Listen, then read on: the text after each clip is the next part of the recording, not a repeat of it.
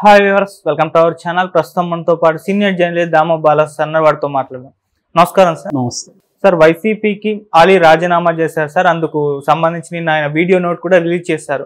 అసలు ఎందుకు రాజీనామా చేస్తారు, మరి వేరే పార్టీలో ఏమన్నా జాయిన్ అవుతారా లేదా, సో ఏం చెప్పారు సార్ అసలు ఆయన?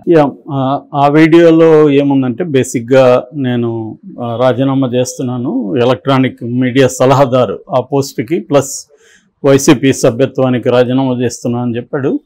తర్వాత తన జర్నీ గురించి చెప్పాడు. 20 ఏళ్లకు ముందు రామానాయుడు కోరిక మేరకు నేను ఆయనకి ప్రచారం చేయడానికి వచ్చాను. అప్పటి నుంచి కూడా 20 ఏళ్ల పాటు తెలుగుదేశంలో ఉన్నాను అని చెప్పాడు. రాజకీయాలు అంటే కొత్తగా నేనేదో వైసీపీలో చేరలేదు, ఇప్పటి నుంచి తెలుగుదేశంలో పనిచేశాను అని చెప్పాడు. దాని తర్వాత వైసీపీలో జాయిన్ అయ్యాను, ఎలక్ట్రానిక్ మీడియా సలహాదారుగా పనిచేశాను. ఇప్పుడు నేను రిజైన్ చేస్తున్నాను. నాకు రాజకీయాల్లో ఎందుకు చేరానంటే నాకు సేవ చేయడం అంటే ఇష్టము. మా నాన్న పేరుతో 16 ఏళ్లకు ముందు ఒక ట్రస్ట్ పెట్టి చాలామంది చదివిస్తున్నాను, చాలామందికి సహాయం చేస్తున్నాను. నా జీతం, నా రెమ్యునరేషన్లో 20% ట్రస్ట్కి ఇస్తున్నాను. అట్లాగే విదేశాల్లో నేను వెళ్ళి ఏదన్నా ప్రోగ్రామ్స్ చేసినప్పుడు అందులో వచ్చే రెమ్యునరేషన్లో కూడా 60% ట్రస్ట్కి ఇస్తున్నాను. సో ఈ సేవలు ఇంకొంత బెటర్గా చేయొచ్చని రాజకీయాల్లోకి వెళ్ళాను తప్ప నాకు రాజకీయం చేయాలని ఇంట్రెస్ట్ లేదు. నేను ఎప్పుడు కూడా వ్యక్తిగతంగా ఎవరిని విమర్శించలేదు రాజకీయాల్లో కూడా అని చెప్పుకొచ్చాడు. దాని తర్వాత నాకు అన్నం పెట్టింది ఈ సినిమా నిర్మాతలు కావచ్చు, నటులు కావచ్చు, దర్శకులు కావచ్చు. సో సినిమా ఇండస్ట్రీనే నాకు అన్నం పెట్టింది. నేను ఇప్పుడు ఒక మామూలు మనుషులుగా సినిమా ఇండస్ట్రీలో పనిచేసుకుంటాను. రాజకీయాల్లో ఇంకే రాజకీయ పార్టీకి నాకు సంబంధం లేదు, ఎక్కడ చేరను అనేది క్లారిఫై చేశాడు.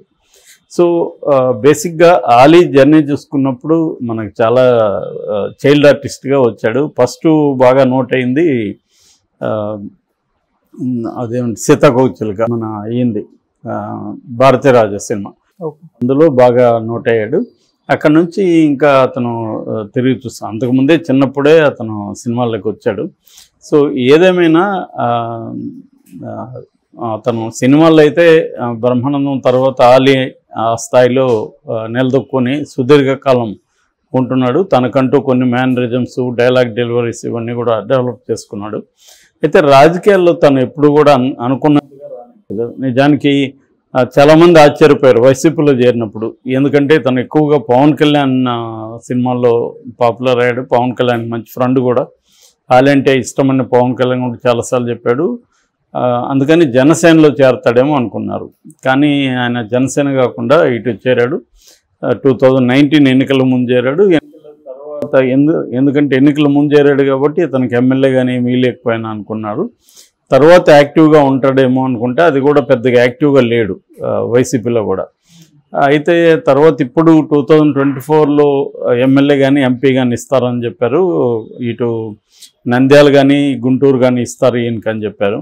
కానీ జగన్ ఇవ్వలేదు లాస్ట్ మినిట్లో. ఎందుకంటే జగన్ సర్వేలలో ఇతను గెలవడని ఇవ్వలేదని చెప్తారు. ఏదేమైనా ఇతనికి ఇవ్వలేదు. కనీసం రాజ్యసభకు పంపిస్తారని కూడా ఊహాగానాలు వచ్చాయి, అది కూడా జరగలేదు. చివరికి ఏదో ఒక పోస్ట్ ఇవ్వాలన్నట్టుగా ఎలక్ట్రానిక్ మీడియా సలహాదారుగా పెట్టారు. అదేం పెద్ద దానికి ఇంపార్టెన్స్ ఉండే పోస్ట్ ఏం కాదు. సో అది ఇచ్చారు. దాంతో కొంత అసంతృప్తిగా అయితే ఉన్నాడు. ఇంకా ఇప్పుడైతే ఘోరంగా ఓడిపోయింది కాబట్టి వైసీపీ నుంచి చాలామంది కూడా బయటకు వచ్చే పరిస్థితులు ఉన్నాయి కాబట్టి ఆలీ కూడా బయటకు వచ్చేసాడు. బట్ ఇప్పుడు ఆలీకి ఇంకొక ప్రాబ్లం ఏంటంటే వైసీపీలో ఉంటే ఇవాళ తెలుగుదేశం, జనసేన, బీజేపీ కూటమి అధికారంలో ఉంది కాబట్టి ఇండస్ట్రీలో జనసేన ఇటు జనసేన సపోర్ట్ చేసేవాళ్ళు, తెలుగుదేశం సపోర్ట్ చేసేవాళ్ళు మేజర్ ప్రొడ్యూసర్లు, డైరెక్టర్లు, యాక్టర్స్ ఉన్నారు. సో ఇటువంటప్పుడు వైసీపీలో ఉండి తనకి కెరీర్ ఇబ్బంది అయిపోతుంది. వేషాలు రావు, ఖచ్చితంగా దూరం పెట్టేస్తారు. సో ఆ రకంగా అతను నేను అనుకోవడం విధి లేకుండా ఈ డిసిషన్ తీసుకున్నాడు. అతనికి అనివార్యం, ఇది ఇలా లేకపోతే అతనికి కెరీర్ ప్రాబ్లం. ఇప్పుడు కూడా అతనికి కొద్దిగా కష్టమే అవుతుంది, ఎందుకంటే ఆల్రెడీ సినిమాలు లేవు. ఇప్పుడు ఇంకా అతను కొంత పిఆర్ చేసుకొని అందరికి ఫోన్లు చేసి మాట్లాడుకొని చేసుకోవాలి. It takes some time. మన ముందు నుంచి కూడా మనకి సినిమా ఇండస్ట్రీ అంతా కూడా మేజర్గా తెలుగుదేశం వైపే ఉంది. దానికి ప్రధాన కారణం కమ్మ డామినేషన్ సినిమా ఇండస్ట్రీలో ఉండడం. దానివల్ల సినిమా ఇండస్ట్రీలో మేజర్గా చంద్రబాబు అయిపోయింది. రెండోది ఏంటంటే ఎన్టీఆర్ గతంలో చేయడం వల్ల కూడా రాజకీయాలకి తెలుగుదేశం వైపు మొగ్గు చూడడం. చంద్రబాబు కూడా సినిమా ఇండస్ట్రీతో ఉంటే మనకు కొంత మైలేజ్ వస్తుంది ప్రజల్లో అని చెప్పి, ఎందుకంటే రామారావుది చూశాడు కాబట్టి చంద్రబాబు దగ్గరగా. సో సినిమా క్రేజ్ అనేది ఎలా ఉంటుంది చంద్రబాబు బాగా తెలుసు. అందుకని ఆయన బిగినింగ్లో సినిమాటోగ్రఫర్ మంత్రిగా కూడా చేశాడు. సో అందుకని చంద్రబాబు ఏంటంటే సినిమా ఇండస్ట్రీలో ఉన్న తన కమ్మ సామాజిక వర్గంతో పాటు మిగతా వాళ్ళని కూడా అతను చేరదీయడం, వాళ్ళతో నడపడం ఇవన్నీ చేశాడు. కొంతమందికి టికెట్లు ఇచ్చాడు. అలాగే చంద్రబాబు ముందు నుంచి కూడా సినిమా ఇండస్ట్రీ మీద ఫోకస్ చేస్తున్నాడు. వేరే కాంగ్రెస్ అంత చేయలేదు. రాజీవ్ గాంధీ ఉన్నప్పుడు కృష్ణ రాజీవ్ గాంధీతో కలవడం, కృష్ణ ఎన్టీఆర్కి యాంటీగా సినిమాలు తీయడం, క్యాంపెయిన్లు చేయడం, ఎలక్షన్లో పోటీ చేయడం ఇవన్నీ జరిగాయి. సో బేసిక్గా అయితే ఓవరాల్గా సినిమా ఇండస్ట్రీ తెలుగుదేశం వైపు ఉంది, కాంగ్రెస్ పెద్దగా లేరు. అయితే రాజశేఖర రెడ్డి వచ్చే టైంకి అసలు మొత్తం ఎవరు లేకుండా ఒక ధర్మవరపు సుబ్రహ్మణ్యం లాంటి ఒకరిద్దరు మాత్రమే రాజశేఖర రెడ్డితో ఉన్నారు. అప్పుడు నాకు తెలిసి ధర్మవరపు సుబ్రహ్మణ్యం సిసి రెడ్డి అని, ఆయన నిజానికి రాజశేఖర రెడ్డికి బంధువు కూడా అవుతారు. సో ఆయన సినిమా ప్రొడ్యూసరు, ఆయన మాత్రమే, వీళ్ళిద్దరు మాత్రమే ఉన్నారు. అందుకని తర్వాత రాజశేఖర రెడ్డి అధికారంలోకి వచ్చినాక ధర్మవరపు సుబ్రహ్మణ్యానికి 150 కోట్లు విలువ చేసే కాంప్లెక్స్ కట్టడానికి హెల్ప్ చేస్తాడని చెప్తారు. సో ఏదేమైనా సినిమా ఇండస్ట్రీ నుంచి తర్వాత జగన్ కూడా అంతే. జగన్ పెద్దగా సినిమా వాళ్ళని పెద్దగా పట్టించుకోలేదు. ఇప్పుడు పట్టించుకోపోయేసరికి జగన్ అధికారంలోకి వచ్చేసరికి సినిమా వాళ్ళు ఎవరో కూడా అతనికి బెస్ట్ విషయాలు చెప్పడం కానీ లేదా వెళ్ళి కలవడం కానీ చేయలేదు. అదే ఇక్కడ కేసీఆర్ అయితే అందరూ వెళ్ళి కలవడం ఇవన్నీ చేశారు. దాంతో అతనికి ఈగో హర్ట్ అయింది. దానివల్ల కొంత ఇబ్బందులు పెట్టాడు. వీళ్ళు కొంత సర్దుకున్నారు తర్వాత. అది జరిగింది. చంద్రబాబు ఏంటంటే ప్రతి ఒక్కరికి ల్యాండ్స్ ఇవ్వడం, అక్కడ ఏదో ఒక పదవులు ఇవ్వడం, అక్కడ స్టూడియోలు కట్టుకోవడానికి హెల్ప్ చేయడం ఇవన్నీ చేశాడు. మనకు ఇప్పుడు కూడా అక్కడ చూస్తే రామ్నాయుడు స్టూడియో ఇక్కడ రిషికొండలో దాదాపు 100 ఎకరాల పైన అక్కడ ఉంటుంది. సో ఇదంతా కూడా చంద్రబాబు పీరియడ్లో బాగా జరిగాయి. సో మనకి ఇక్కడ రావును ఉపయోగించుకోవడం కానీ పబ్లిసిటీకి, ఇలాగా అతను ఏంటంటే కమ్మ లాబీని బలంగా ఉపయోగించుకోవడం అనేది చంద్రబాబు ముందు నుంచి కూడా చేశాడు అన్ని ఫీల్డ్స్లో. ఇటు ఇండస్ట్రియలిస్టులు కావచ్చు, కమ్మ సెక్షన్ అంతా చంద్రబాబు యునైట్ చేయడం, వాళ్ళని తన తెలుగుదేశానికి ఉపయోగించుకోవడం, తాను వాళ్ళకు ఉపయోగపడడం ఇవన్నీ కూడా చేశాడు.